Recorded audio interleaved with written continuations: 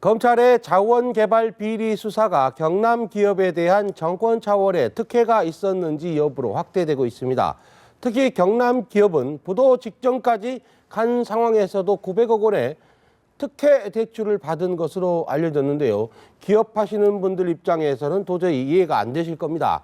황태순 평론가 그리고 민영삼 원장 두 분 모시고 이야기 나눠보겠습니다. 어서 오십시오. 네, 안녕하세요. 네. 자, 먼저 검찰의 자원개발 비리 수사와 관련해서 네. 이게 부도 직전에 특혜 대출을 900억 받았다. 이게 정상적인 상황입니까? 제가 기업은 잘 모르겠습니다만 통상 기업하는 친구들한테 물어봤더니 예. 참 신이 내린 특혜라, 네. 신이 내린 대출이라 그러더군요. 그게 거의 불가능한 얘기죠. 예. 부도 직전인데 900억, 거의 한 1000억 가까운 돈, 네. 달러로 1억 달러 가까운 돈을 갖다가 은행에서 대출해줬다. 그야말로 당시 보면 성완종 예. 회장이 물론 대주주였습니다만은 의원이 된다면 대주주로 바뀌었어요. 그러니까 회장을 할 수 없었기 때문에 예. 대주주였지만 정무위 소관 아니었어요. 정무위가 관장하는 부서가 어딥니까? 금융위원회 아니에요? 네. 그러니까 그런 저러한 부분들이 많이 얽히지 않았겠는가. 특히 성완종 전 의원 같은 경우는 81년입니다만은 과거 예. 전두환 대통령이 민정당 시절에 재정위원으로 참여하기 시작합니다. 정치권에 사실상. 네. 그 후에 곳곳 매번 정권마다 이른바 정권의 실세란 분들하고 좋게 지내세요. 예. 그러다 보니까 마침 보니까 이번에 포스코 그 자원외교를 갖다 쭉 파헤치다 보니까 이게 경남 기업이 뜬금없이 캄차카 네. 유전 개발에 참여하지 않습니까? 예. 근데 그것이 보니 대략 한 2005년, 2006년부터 한 2010년까지 참여정부 반, 또 보면은 이명박 정부 반, 네. 또 그다음에 나중에 2012년 국회의원 된 다음에 보니까 앞서 말씀하신 대로 보면 일반 상식으로는 납득하기 쉽지 않은 그런 어떤 대출들과 또 한 세 차례 걸친 예. 워크아웃 과정을 통한 어떤 특혜 이러한 부분들에 대해서 이것이 단순히 어떤 경남 기업이라든가 성완종 회장의 예. 어떤 그런 개인적 비리나 이런 일탈이 아니라 결국 그렇다면 그런 비정상적인 돈의 흐름들이 있었다는 것은 권력의 실세들하고 뭔가 커넥션이 있지 않겠는가 네. 하는 그런 의심들을 갖다가 아마 사정당국에서 갖고 있는 것 같습니다. 네네. 그러다 보니까 지금 검찰의 칼날이 점점 어떻게 보면 본질을 향해서 몸통을 향해서 깊이 들어가는 그런 느낌을 줍니다. 네. 지금 이제 성완종 전 경남기업 회장이 재정위원, 당의 재정위원을 했다고 하는데 이 부분에 대해서 시청자들이 잘 모르는 분도 있을 것 같아서 재정위원이 어떤 자리인지 좀 설명해 주십시오.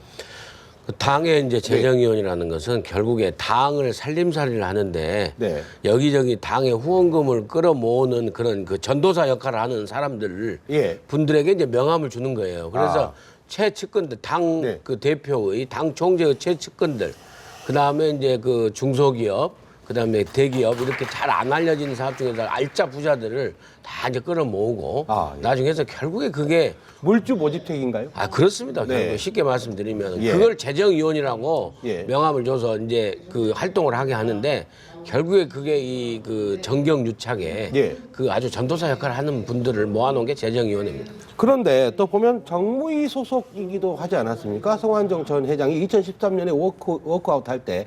근데 국회 정무위라는 게 금융 쪽을 다루잖아요. 그렇습니다. 예. 금융감독원 예, 예. 전부 다 그 산하 기관이기 때문에 예. 피감 기관으로 있기 때문에 원래 근데 기업 이렇게 재척 사유라고 그래가지고 그렇죠.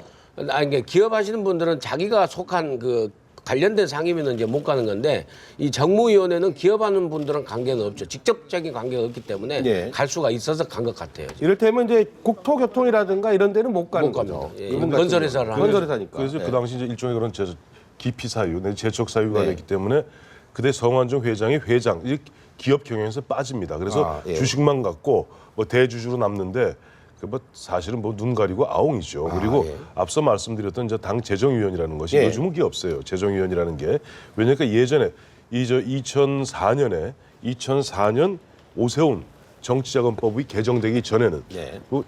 정당에서 후원금을 갖다가 모으기도 합니다만 아예 재정위원을 두고 기업하는 사람들이 아예 물주가 되는 거죠. 예. 그래서 81년에 당시 전두환 총재, 네. 전두환 대통령 전두환 총재의 민주정의당의 재정위원이 한 200명 됩니다. 네. 그런 사람들이 보면은 사실은 민정당의 물주인 거죠. 그러니까 그렇군요. 공개적 물주로 네. 돈을 내고 그러니까 그 당시 성완종 회장 나이가 29, 30입니다. 예. 굉장히 일찍이 보면은 정치권에 줄을 대었고 그 이후에 보면 전두환 60, 그다음에 YS 정부, 예. 특히 DJ 정부, 참여 정부, 이명박 정부 할 거 없이 늘 보면 정치권하고 뭐랄까 끈끈한 그런 유착 관계 예. 이런 것들이 있는데 그러한 부분들이 보면 이분이 당에 나중에 국회의원이 되고 난 다음에 보면은 포스코 쪽하고 연결되면서 굉장히 보면 일반 상식으로 납득하기 힘든 네. 그런 자금의 흐름들 이런 부분들에 대해서 검찰은 그동안 사실 검찰이 지난 2년 동안 예. 제대로 사정을 하지 못하지 않았습니까?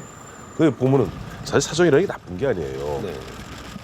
항상 5년 해야죠. 아니 5년 동안 이렇죠. 5년 동안 보면 어떤 사람이 5년 단임제 대통령제 하에서 네. 대통령 생기면 그 이른바 권력의 실세들이 생기고 또 권력의 분화방들이 꼬입니다. 네. 그러면서 호가호위하는 사람도 생기고 이리저리 이상한 돈 거래 왔다 갔다 합니다. 그러면 그런 5년 사실 살아있는 권력이 살아있을 때는 검찰도 그렇게 용기 내서 네. 치기가 쉽지 않죠. 네. 그러나 정권이 지나게 되면 이런 과거의 적폐들은 한번 청소해야 되는 거 아니에요? 그런 부분에서 어떻게 보면 사정인들이 있어 왔는데 네. 박근혜 정부는 출범한 지 첫 해, 두째 그런 걸 놓쳤죠. 이번에 보면은 대대적 사정, 네. 이른바 지난 3월 12일입니다마는 이완구 총리 표현 그대로 부정 부패와의 어떻게 보면 발본색은 네. 전면전 그리고 국가기관 확립을 위해서 이렇게 발벗고 나선 것이고 검찰도 그동안 2년 동안 칼만 갈다가 이번에는 네. 제대로 한번 보면 국가기관을 바로잡는데 아마 좀 제대로 칼질을 좀 하는 것 같습니다. 예. 근데 이 성완종 이 경남 기업은 이 모든 정부에서 특히 이 MB 정부 이쪽에서는 아주 특혜의 예. 한 가운데 예. 이 경남 기업과 성완종 회장이 있는 것 같아요. 우리가 지금 처음으로 우리가 이번에 알게 됐지만 그 성공불융자금 있지 않습니까? 네. 그 제도도 세상에 이 경남 기업이 300억, 330억이 성공불융자금으로 갔는데 예. 돈 200만 원 왔다는 거 아닙니까? 아. 이제 그런 것에서 이번에 실패하면 안 갚아도 된다면서요? 안 갚아낸 게 1984년도부터 성공불융자가 시작됐는데 네. 지금까지 해서 1조 한 4천억이 조성이 돼서 갔는데 그중에 한 7천억이 면탈이 됐더만요. 네. 그런데 그 절반이 다 이명박 정부에서 이루어진 거예요. 예. 그러니까 사실은 MB 정부를 겨냥했냐 안 했냐 이 부정 수사가 예. 라고 말할 수도 없는 게 정확히 딱 그렇게 되고 이 정 한가운데 경남 기업 성완종 의원이 사실은 지금 의원 이제 선거법 때문에 그만둬서 새누리당 국회의원이었어요. 네. 그러니까 그랬죠. 얼마나 그 정치 한가운데 또 본인이 들어왔습니까? 예, 예. 그런데 지금 이제 이명박 전 대통령은 뭐 측근인 이동관 전 홍보수석을 통해서긴 합니다만 네. 부정과 비리가 있으면 처벌해야지라고 얘기를 해서 남의 일처럼 얘기를 했어요. 갑자기 예. 이제 이명박 전 대통령이 그 말씀을 예. 드리니까 2010년이 기억납니다. 2010년에 우리 맹부장도 기억하시겠습니다만 그 당시 이명박 형 당시 대통령이 네. 이런 말씀하십니다. 우리 이명박 정부는 역대 가장 도덕적으로 깨끗한 정부다. 네.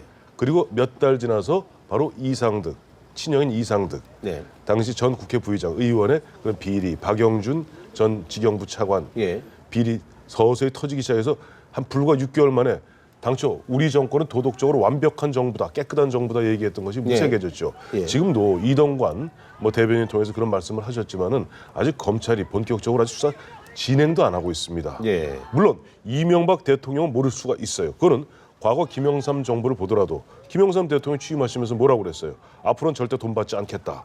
5년 동안 그리고 5년 내내 깨끗함 이야기하면서 5년 내내 칼국수만 드셨는데 예. 그 뒤에서 기억나시죠? 장항로, 홍인길 예. 나는 깃털에 불과하다. 장항로, 네. 그다음에 김현철 줄줄이 다 나오지 않았습니까? 그러니까 이명박 대통령도 모르는 게 있을 수 있어요. 그러니까 그런 부분에 있어서 너무 자신만만하게 말씀하시다가 나중에 예. 뭐 그런 저런 뭐 희한한 일들이 터지면 그 나중에 뭐라고 또 막으시겠어요. 그러니까 예. 이럴수록에 아까 우리 민영삼 원장 말씀하신 대로 이 검찰이 꼭 무슨 이명박 정부를 갖다가 겨냥해서 표적해서 사정하는 건 아닙니다. 다만 보면 현 정권에서 하다 보면 지난 정권 5년 동안 어쨌든 국민들 보기에도 주변 사람들 보기에도 거들먹거리고 이명박 대통령 팔고 이상도 국회 부의장 팔고 그런 사람들 있지 않았겠어요? 그런 가운데 보면 아까 말씀하신 대로 성공불 용자라는 330억 땡겨놓고 나중에 200만 원만 퉁 갚아도 되는 그런 돈 놓고 돈 먹기 그런 일들이 벌어졌다면 검찰이 그걸 들여다보지 않는다면은 예. 법은 왜 있으며 검찰은 왜 필요한 겁니까? 그러니까 검찰이 당연히 할 일을 하는 거니까 예. 그런 부분에서 말씀을 좀 뭐랄까 총 말수를 줄여주시는 게 좋을 것 같아요. 예전에 그 화법을 두고서 하는 표현이 있었죠. 예, 유체이탈 화법이라고 그렇게 얘기하지 않습니까? 요즘 서민들이 그 안전전환 대출이라고 그래가지고 그 단 1% 금리 안심 전환 대출이라고 그래서 한 1% 금리 더 줄여보려고 은행에 가서 줄을 서고 있는데 성공불융자라는 제도는 좀 그야말로 정말 괴물이죠. 예, 괴물. 일반인들로서는 상상도 할 수 없는 제도였을 거예요. 그리고 그게 예. 그 뒤에 권력의 배경이 없으면 그런 대출이 되겠습니까? 네. 기업을 하는 중에서도 예. 그 대기업은 물론 이제 해외 유전 개발을 해서 SK 그 뭐 산하 그 SK 그룹에 회사 같은 경우는 가고 나중에 또 회수도 되고 했더라고요 보면. 근데 안 된 게 그렇게 많은데 예. 저도 이번에 통계 자료를 보고 깜짝 놀랐습니다. 깜짝 놀랐어요. 그래요. 이 절반이 MB 정부 때 조성되고 그 대출됐더라고요. 지금까지 84년도부터 한 30년 된 제도인데. 예.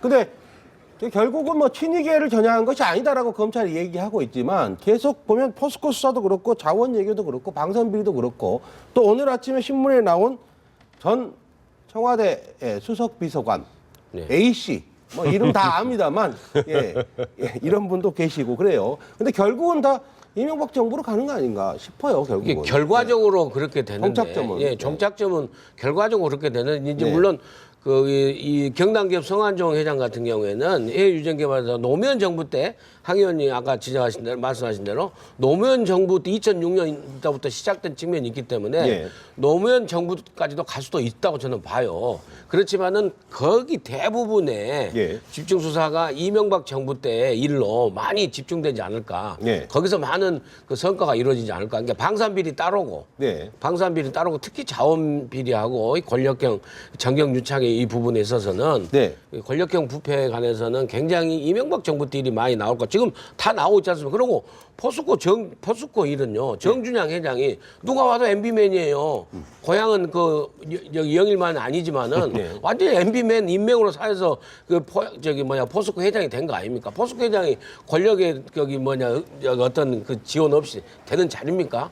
네. 아니 그리고 그래요. 보면은 사실 참여정부 5년 동안의 부분에 있어서는 이명박 정부 초기에 보면 한 2008년 후반부터 2009년까지 겨우 노무현 대통령까지 돌아가셨습니다만은 박연차 게이트를 탈탈 털었잖아요. 네. 탈탈 털었습니다. 탈탈 털었고 보면 아까 정준영 회장 전 회장이 얘기했습니다. 그 당시에 포스코의 명예회장인 박태준 명예회장이 윤석만 그 당시 이구택 회장 후임으로 윤석만 포스코 네. 당시 사장을 밀고 있었는데 갑자기 그 당시 이미 신문에 다 보도된 내용입니다. 네. 보면 일개 야인에 불과했던 전 청와대 비서관이었던 박영준 씨가 내려와서 정준영 씨랑 면담하고 그 조종하고 또 네. 천신일 씨 거기 개입하고 이상득 전 국회 부의장도 개입된 흔적이 있고 네. 그런 가운데 정준영 씨가 들어갔고 그야말로 2순위, 3순위였던 정준영 씨가 회장이 됐잖아요. 그리고 네. 난 더 5년 동안에 그야말로 세계 굴지의 기업이었던 포스코가 그야말로 몰락했다고 주가가 반으로 떨어졌잖아요. 네. 그렇다면 검찰 입장에서 왜 이런 일이 벌어졌으며 왜 정준영 5년 동안에 48개 M&A 했는데 그중에 24개를 갖다가 결국은 M&A 했다가 바로 나중에 다 예. 폐기시키고 말았는지 예. 그러면 어차피 안 되는 거 이미 24개 끌어안았다는 얘기 아니냐. 그렇다면 여기 그냥 끌어안았겠느냐. 정권의 실세들이 보면 이거 끌어안아라. 이번에도 드러나잖아요. 보면 1680%인가요? 부채율이 그런 것도 덜렁 1600억 주고 네. 성진 지오텍인가 그런 부분들에 대해서 검찰이 들여다보고 거기에서 생겨난 적폐들을 갖다가 한번 처단하겠다. 네. 이번 그런 걸 갖다 우리 검찰에서 파사 현장이라고 그래요. 예. 잘못된 것은 깨부수고 네. 바로 세운다는 파사 현장의 정신을 저는 검찰이 해야 된다고 봅니다. 지금 근데 이제 국회 자원외교 국조 특위에서 증인 채택 문제 가지고 논란이 있지 않습니까? 거기에 대해서 지금 새정치연합에서는 이명박 전 대통령 그리고 이상득 전 의원 네. 나와라 이렇게 얘기하고 있고 새누리당에서는 그 문재인 대표 나와라 이렇게 얘기를 해요. 문재인 대표 나가겠다면서요? 예, 그럼 문재인 대표 나가겠다고 그래요 또. 나가겠다. 그럼 문 대표 나가면 이명박 전 대통령은 무슨 명분으로 안 나가겠습니까? 어떻게 보십니까? 저는 이명박 전 대통령은 네. 그래도 국회 청문회 세우는 옳지 않다고 봅니다. 그렇습니까? 예를 들어서 전두환, 노태우 두 분 전직 대통령 법정에 섰죠. 네. 노무현 전 대통령 보면 결국 검찰 네. 포토라인을 쓰지 않았습니까? 그거는 검찰에서 수사하는 가운데 그건 부득이하는 것이고 예. 아시다시피 검찰의 수사와 그다음에 국정조사는 성격이 다릅니다. 국정조사라는 것은 일종의 보면 약간 좀 망신주기 네. 내지는 정쟁의 소지가 있죠. 아무리 미우나 고우나 전직 대통령 대한민국 대통령입니다. 전 대통령에 대해서 그런 식으로 네. 정쟁의 한가운데 놓고 왈가왈부 네. 마치 지난 권력들을 갖다 하이에나들이 둘러싸고 물어 뜯듯이 예. 이렇게 뜯는 것은 저는 옳지 않다고 보고 예. 만약에 정상적으로 검찰이 수사하다 보면 만약에 그 흔적이 예. 이명박 전 대통령이 갔다 그럼 검찰이 당연히 소환해야 되는 것이고 당연히 전 대통령이 할지라도 검찰 청사 앞에 포토라인에 서야죠. 네. 그러나 그것이 아니라 정쟁의 한가운데 전 대통령 몰아넣고 정파적 이익에 따라서 네. 망신 주기는 옳지 않다고 봅니다. 근데 이제 문재인 대표는 그럼 어떻게 해야 됩니까? 그래서 이제 예. 그 문재인 예. 그 농계 출석이라고 예. 그 농계 증인 출석이라고 이제 그러더라고요. 근데 외장을 끌어안고 예, 진주 같이. 남강에 그래서 이제 이명박 예. 그 대통령을 증인으로 나오려고 하는데 저는 황 의원 생각에 전적으로 동의를 합니다. 그러니까 네. 검찰에서 지금 수사하고 있어 검찰에 출석하면 가야 되지만은 네. 야당이 전직 대통령 끌어들여 가지고 네. 그 정치 보복의 장으로 화시켜 가지고 이 전국 주도권에서 안 밀리려고 네. 자꾸 이렇게 그 얕은 수를 쓰면 안 된다고 봅니다. 오히려요 국정조사 특위위원들이 야당 의원들이 더 열심히 노력해서 뭐 하나 파헤칠 생각을 해야지 예. 조사 특위에서 밝힐 생각을 해야지 이렇게 정쟁화 시켜 가지고 같이 이렇게 묻어가려고 하면 안 된다. 아. 저는 그 점을 지적하고 싶네요. 예. 그런데요, 또 이렇게 네티즌들이 가끔 이제 음모론을 제기하는 경우가 있지 않습니까? 지금 최근에 정말 좀 대단한 연예인 열애 기사가 나오지 않았습니까? 수지. 예, 이민호와 수지, 심지어 중국 네티즌까지도 막으라 그랬는데 이게 하필은 이명박 정부가 2,800억 원을 해외 자원 개발 기업에 일반 융자를 해줬다라고 하는 보도가 나온 날 바로 그랬어요. 어떻게 보십니까? 이런 음모론에 대해서는 무슨 상관관계가 있는 걸까요? 아니면 그냥 오비일학입니까? 근데 우연일치에 이제 보는 거죠. 이게 그리고 자주 반복되긴 해요. 예. 아니 그렇습니다. 그러니까 네. 저기 그때 저기 코미디언 김용만 씨 저기 도박 사건 났을 네. 때 그 잘 나가는 김용만 씨 도박건을 와 했는데 그때도 다른 일이 있었죠. 이게 네. 늘 이게 우연의 일치로 있긴 하는데 너무 음모론에 빠지다 보면은 사회 의 불신만 조장되고 예. 저는 그렇다고 봅니다. 음모론으로 보면요 네. 해가 뜨는 것도 음모예요. 왜 그 시간에 저기서 해가 뜨냐고. 예. 그게 음모론은 뭐 한이 없습니다. 저는 그렇게 생각합니다. 맞습니다. 일단 음모론이라고 하는 시각에 갇히면 자꾸 그 틀에서 모든 걸 해석하게 되긴 하죠. 근데 그날은 이제 이민호, 수지, 또 유수영, 박하선 이런 연예인들이 스타 연예인들이 갑자기 뭐 열애를 한다 이런 게 아니 근데 열애를 갖다 줄줄이 나와가지고 이런 거죠. 예. 갑자기 이제 그분들이 그 전날까지 소 닭보도 있다 갑자기 이 사건 터졌으니까 열애하자. 예. 그랬으면 이게 음모로구나 생각하는데 예. 그동안 있던 기획 연애설 뭐 이런 기획 연애설 나오고 예. 그렇게 따지면 태진아 씨 뭐 그 얘기도 그러면 뭐 음모론의 일환으로 쓸 수 있게요. 네. 그런 것 같지는 않고 보면은 이른바 네티즌들이 이른바 호사가라고 그러죠. 네네. 호사가들이 마침 이렇게 저렇게 우연히 사건들이 있다 보니까 이게 보면 혹시 이런 부분들을 덮기 위해서 그러는 것이 아니냐. 네. 근데 저는 그런 관심을 갖다 뭐 표명해 주는 건 좋아요. 그러니까 일단 그 음모론의 요체는 뭐죠? 자, 이걸 갖다 덮기 위해서 이런 따끈따끈한 네. 열애설이 터졌다. 나오는 순간 사람들이 이 부분을 다시 보게 되거든요. 그렇죠? 그렇죠. 그러니까 오히려 보면 덮는 게 아니라 오히려 더 관심을 집중해서 보게 되는 네네. 것이죠. 우리 맹 부장 예전에 보면 현장 취재 나갈 때 보면 이런 얘기 하잖아요. 어떤 정치인들이 맹 기자 이거는 오프 더 레코드야, 오프 더 마우스야. 그럼 어떻게 돼요? 귀를 쫑긋하고 듣죠. 네. 이게 진짜 핵심이로구나. 네. 또 듣죠. 마찬가지예요. 열애설 휩싸이는 바람에 열애설로 이거 덮는다 그러는 바람에 이게 무슨 내용이길래 이러지 하고 또 사람들이 관심 있게 보더라고요. 네. 노태우 전 대통령의 4천억 비자금도 오프 더 레코드에서 시작이 됐습니다. 그렇죠. 자, 정치권 얘기 중에 하나 이제 4.29 재보선인데 이게 참 재밌는 게 지금 여당에서는 종북 세력 심판이라는 표현을 썼어요. 그리고 새정치연합에서는 민생경제 얘기를 했는데 보통 심판이라는 단어는 야당에서 쓰지 않았습니까? 지금까지.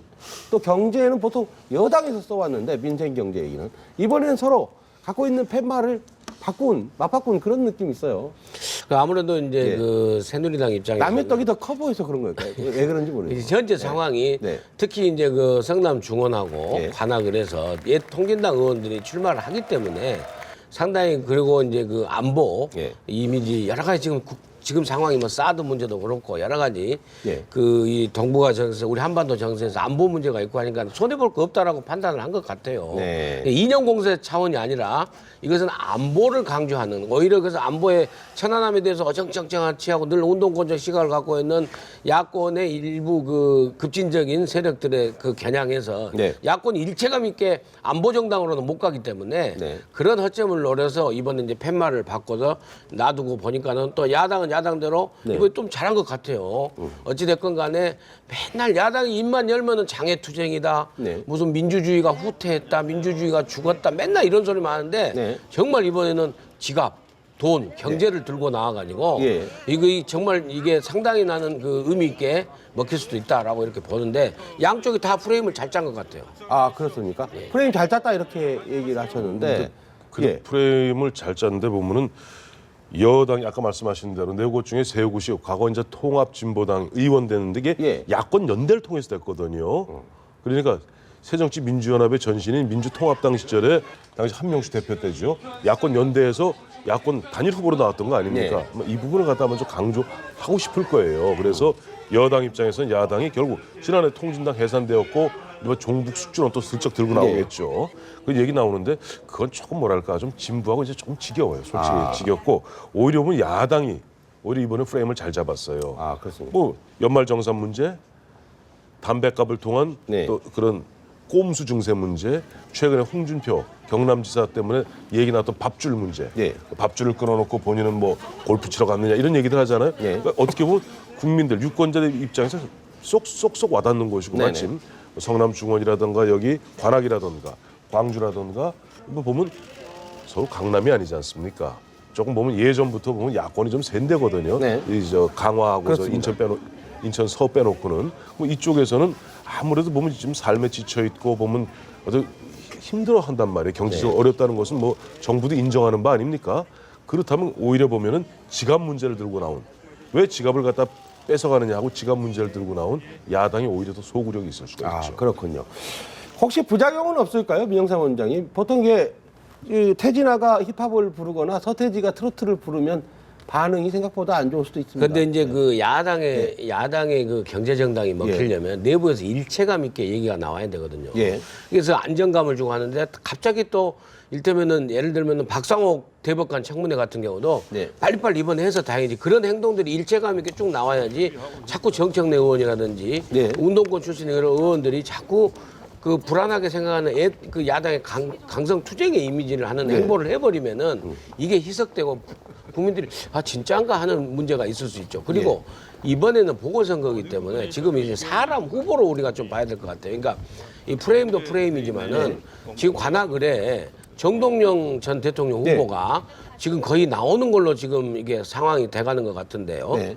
말하자면은 그렇게 될 경우에는 이 야당은 문재인 대표 체제가 0대4가 될 수 있는 상황이 돼버려요. 예. 지금 광주에서 천장배 바람도 지금 만만치 않고 물론 아직은 그 장담할 수 없지만은 그래서 뭐 강화도는 말할 필요도 없고 일테면 그리고 성남도 지금 만만치 않고 그래서 자칫 잘못하다가는 사람을 잘 해서 대책을 인적 구성을 해서 선거를 잘 못하게 될 경우에는 0대4가 될 거기 때문에 이 경제정당 이 하나만으로도 될 일인가 싶은 그런 우려는 좀 있어요. 예, 어제 이 자리에 출연하신 김용환 의원도 전패할 수도 있다 이런 얘기를 하시더라고요. 근데 정동영 전 의원 관악을에 출마할까요? 원래는 미랄이 되겠다고 나오시지 않으셨습니까? 근데 예, 정동영 전 장관이 예, 관악에 출마해서 당선이 되느냐? 저는 쉽지 않다고 보거든요. 생각을 해보세요. 지금 거기는 어쨌든 간에 예전부터 지금 88년부터 네. 늘 보면 야당, 주로 평민당 계열이 늘 장악해오던 것입니다. 예. 거기에서 지금 물론 정태호 후보가 좀 아직 인지도가 떨어지고 하니까 나눠 먹고 좀 오신한 후보죠. 네. 그 사람이 한 38% 지지율이 나옵니다만은 그거는 어떻게 보면 그 지역 내에 있어서의 어떤 새누리당에 대한 지지율 정도를 갖고 나오는 예, 것이고 예를 들어 정동영 전 의원이 나왔을 때 본인이 되기보다는 오히려 야당이 패배하는 예. 만약에 그런 모습이 나온다고 그러니까 본인이 되는 게 아니라 오히려 새누리당의 길을 열어주는 네. 그런 만약에 그런 결과를 초래한다면은 그런 결과가 나온다면은 그야말로 권노갑 상임고문이 말씀하신 대로 천정배, 정동영, 천정배 두 사람은 그야말로 야권의 큰 배신자로 네. 낙인을 찍히고 아시겠습니다. 뭐 국민 모임이던가요? 국민 모임 저 후보로 나와서 과연 그것이 야권의 무슨 판 지형을 흔들 것이냐 저는 그렇지 않다고 봐요. 네. 그리고 정동영 전 장관이 이렇게 나와서 본인이 될 가능성보다는 오히려 가능성이 좀 있다면 새누리당 후보가 당선되게 만드는 길인데 네. 본인한테 뭐가 남습니까? 본인은 나가서 그냥 이른바 불쏘시개로 끝나고 말고 그다음에 야권 큰 틀에서 야권에서는 이른바 배신자로 찍히고 마는데 예. 과연 그런 길을 택할 것인가? 물론 지금 김세균 네. 국민 모임 이제 이분 리드하고 있는 이분 입장에서는 정동영 전 장관 나와서 좀 역할을 해달라. 여기서 불을 지펴줘야지 내년 내년 4월 총선 때 좀 우리가 국민 모임이 네. 깃발을 제대로 들 수 있지 않겠느냐 하고 한번 권유하는 모양입니다만은 정동영 전 장관도 아주 고민이 깊을 거예요. 네, 그렇습니다. 그분을 예, 주변에서 취재를 해보면 좀 항상 마음이 급하세요. 예. 자, 오늘은 당초 시청자분들께는 육공의 황태자 박철원 전 장관의 비자금 의혹 문제도 다뤄보려고 했었는데 이 문제에 대해서는 고발의 시점과 이런 내용에 관한 여러 가지 논란들이 있어서 좀 더 추후에 좀 취재를 한 내용이 쌓였을 때 다뤄보도록 하겠습니다. 이 부분에 대해서는 죄송하다는 말씀 드리겠습니다. 네, 오늘 두 분 말씀 여기까지 듣겠습니다. 고맙습니다.